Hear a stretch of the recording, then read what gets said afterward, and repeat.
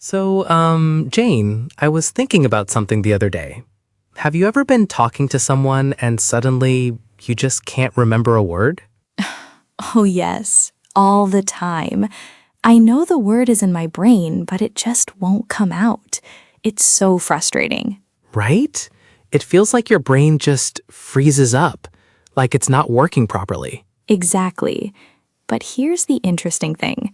There's actually a reason why this happens. And, even better, there are ways to fix it. That's what I found out. And that's exactly why we want to talk about this today.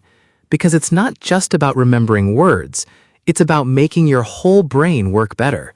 Remembering things, focusing on tasks, staying sharp during the day. Yes, I love this topic because I think many people don't realize how important this is. We all want to have a healthy body, right? But what about our brain? Exactly. Our brain helps us with everything. Our mood, our focus, how we talk to people, how we make decisions. But if we don't take care of it, things can get worse really fast. And the scary part is, if we're not careful, our brain can actually get weaker as we get older. We might have problems with memory. We might even get serious diseases. It's important to think about this now. But, and this is the good news, Jane, there's so much we can do to keep our brain healthy and strong. We don't have to just accept that our brain gets worse. Right. So today we want to talk about one big thing that affects our brain health. And, this might surprise you. It's something called glucose spikes. Glucose spikes. Have you heard this term before, Jane? Yes, I have, but I think a lot of our listeners might not know what this means. Can you explain it? Sure. Glucose, that's just another word for sugar in your blood. Your blood is like a river, and glucose is something that flows through it. Now, when you eat something very sugary or something that has a lot of processed sugar, your blood sugar goes up very, very fast. So you get a big jump in sugar.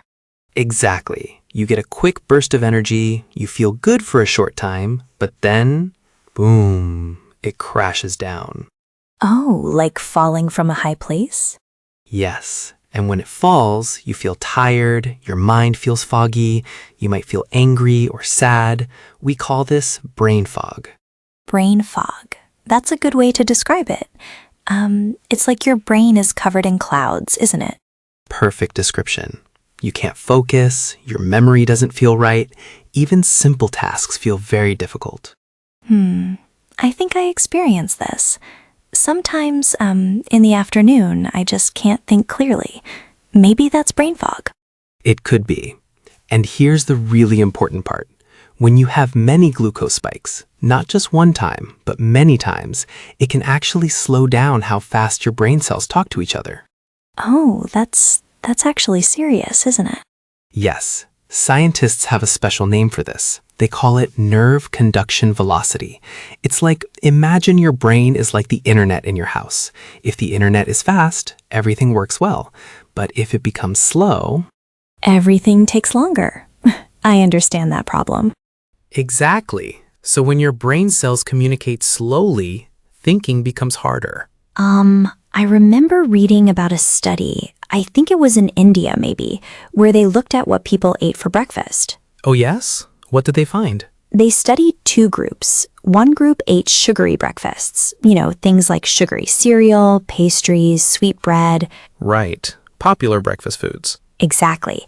And the other group ate balanced breakfasts, like eggs, whole grains, vegetables, things like that. And what happened? Well, the group that ate sugary food, they did worse on memory tests and focus tests. But the other group with the healthy breakfast, they did much better. That's really clear evidence, isn't it? It really is. So it's not just how we feel, it's actually how our brain works physically. This is very important. Okay, so, Jane, let me ask you something. Why do you think so many people eat sugary breakfasts? Why is it so common? Well, I think because it tastes good. Yes, that's true. But there's actually a science reason for this too. It's because of something called dopamine. Dopamine? What is that? Okay, so dopamine is a chemical in your brain. When you eat something sweet, your brain releases this chemical and it makes you feel good, really good. It's like a pleasure feeling. Oh, so that's why a donut or sweet juice feels so nice? Exactly. You get this feel-good rush. It makes you happy. But, and this is important, this feeling doesn't last long. It doesn't? No. After a little while, maybe an hour or two, the feeling goes away. And then you feel tired and not good anymore. And your brain starts to want more sugar. It wants that feeling again. Oh, I see. So it's like a cycle. Yes, a cycle. You eat sugar, you feel good, then you crash, then you want more sugar. It keeps going. And this makes brain fog worse? Exactly. And it makes your focus worse too. So what can we do? Well, one thing is to change your breakfast. Swap the sugary foods for savory foods. Savory? Like eggs and vegetables? Right. Eggs are excellent. Avocado is good. Vegetables, nuts, things that don't have a lot of sugar. I've actually tried this. When I used to eat sugary cereals, I felt great for about 1 hour, but then I crashed very hard. I felt so tired. But now, Now, I eat a breakfast with eggs and maybe some cheese and vegetables, and my energy stays the same all morning. I don't crash. that's wonderful. And your brain probably feels clearer too? Yes, much clearer. I can focus on my work better. This is so important for people to understand. A small change, just changing breakfast, can make such a big difference. It really can. You know, David, we've talked about focus and memory, but glucose levels also affect something else very important. What's that? Our emotions, how we feel.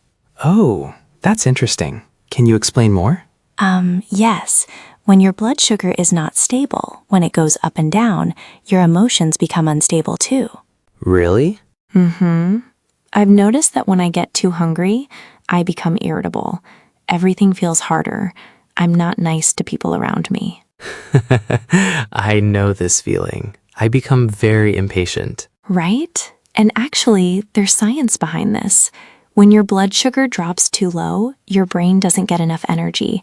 And when your brain doesn't have energy, it can't control your emotions properly. So what happens? You get angry and hungry at the same time. There's even a funny word for this. People call it hangry.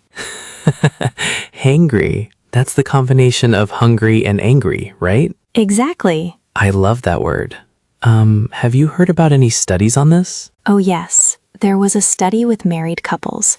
The researchers measured how often people felt annoyed with their partners. And? And they found that people with stable glucose levels, so people whose blood sugar doesn't go up and down too much, they felt less annoyed. They had fewer arguments. Really? So stable glucose levels help your relationships? Yes, they reported better communication and fewer problems. That's amazing. So it's not just about you feeling better. It actually affects the people around you. Exactly. And I think about parents too. Parents with stable glucose levels probably have more patience with their children, right? Oh, absolutely. That makes sense. And then the children probably feel more calm too. It's like a ripple effect. So one person's healthy breakfast helps the whole family feel better? That's a nice way to think about it. Okay, so we've talked about focus, memory, emotions, and relationships. But glucose levels affect something even more serious: mental health. Oh yes, that's important. Did you know that repeated glucose spikes can actually cause anxiety and depression? No. Really? How? Well, these spikes cause inflammation. Do you know what inflammation is? It's like, when your body has swelling or pain, like when you hurt yourself? Good explanation. Yes, it's when your body is stressed or upset inside. And this inflammation doesn't just stay in your body, it goes to your brain too. Oh no. And over time, if you have many glucose spikes, your brain struggles to control your emotions. It can lead to anxiety. That's when you feel very worried and scared. And depression. That's when you feel very sad and empty. That sounds serious. It is serious. But here's what gives me hope. There was a study about insulin resistance. This is a condition that happens when you have too many glucose spikes. What did they find? They found that people with insulin resistance had an 89% increased risk of getting major depression. 89%? That's a huge number. I know, it's very high. But here's the good news.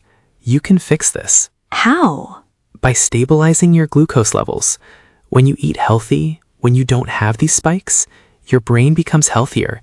It becomes easier to manage emotions. So it's like, giving your brain the right fuel to work properly? Perfect. That's exactly it.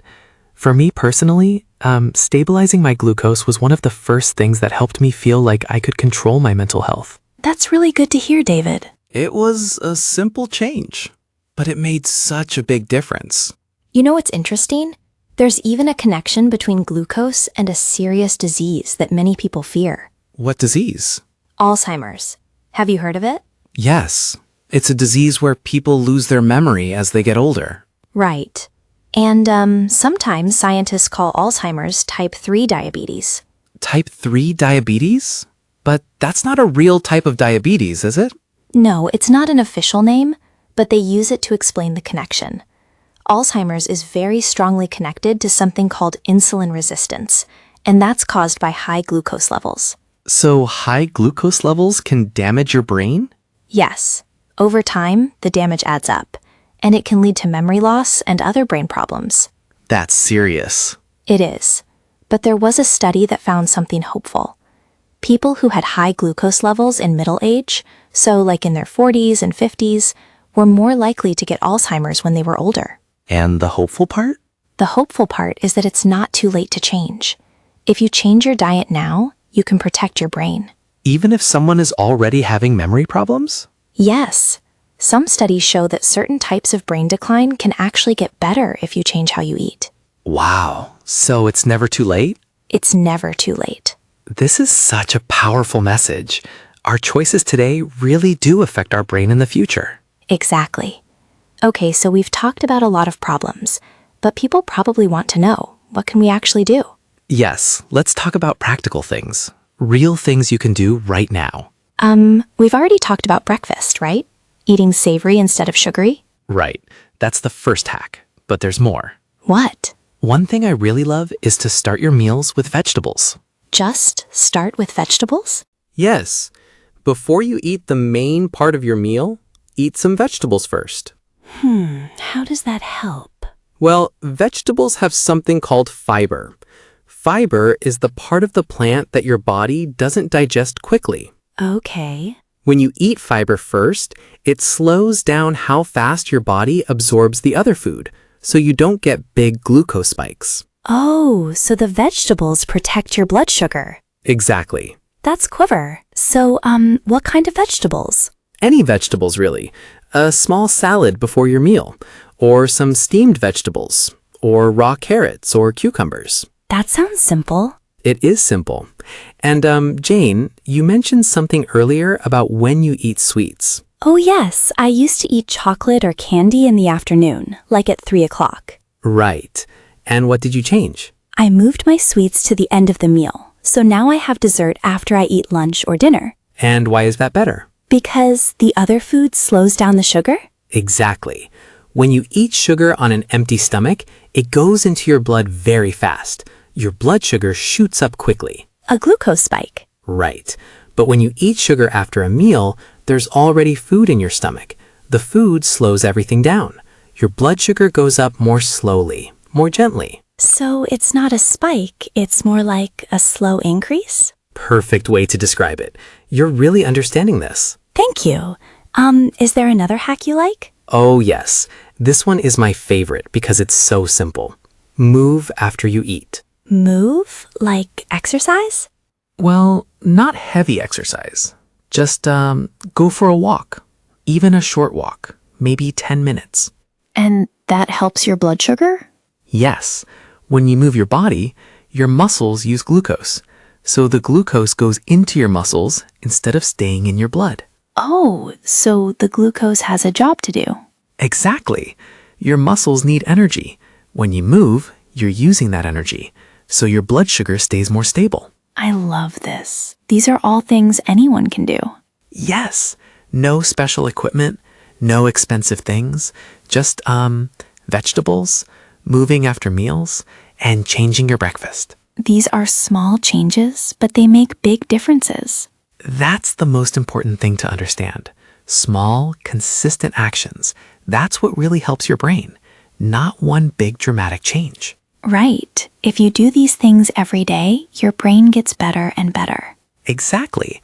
And your mood gets better, your focus gets better, your memory gets better, everything improves. You know, David, thinking about this now, I realize that brain health is kind of like an investment. An investment, Yes, like you invest money to have money in the future, right? right?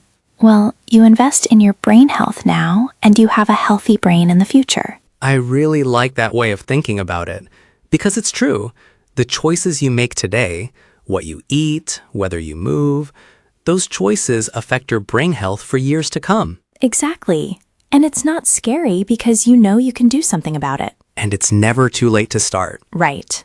Even if you're older, even if you've had poor habits for a long time, you can change. Your brain can get better. This is the message I want people to remember. Your brain is not fixed. You can make it better. Yes, through small daily choices. Exactly. Start tomorrow. Eat a savory breakfast. Eat some vegetables before your meal. Take a walk after eating. These are all small things. And they all add up. They really do. Over weeks and months and years, they make a huge difference. I'm so glad we talked about this today, David. Me too. I hope our listeners learned something valuable, and I hope they're ready to take care of their brain. Yes, your brain is the most important part of you. It helps you think, feel, remember, and connect with other people. So please, take care of it. Make those small changes. Eat better, move more, and notice how you feel. And if you want more information about this topic, please remember to check out the resources in our description. That's right. And we want to remind you to subscribe to English Talking Today for more lessons like this one. Yes, we have new episodes every week, different topics, all designed to help you improve your English and learn about health and life. And please, like this video and share it with your friends. Many people need to hear this message about brain health. Thank you so much for listening to English Talking today. We hope you learned something new, and we hope you feel ready to make your brain healthier. See you next time. Goodbye, everyone. Bye!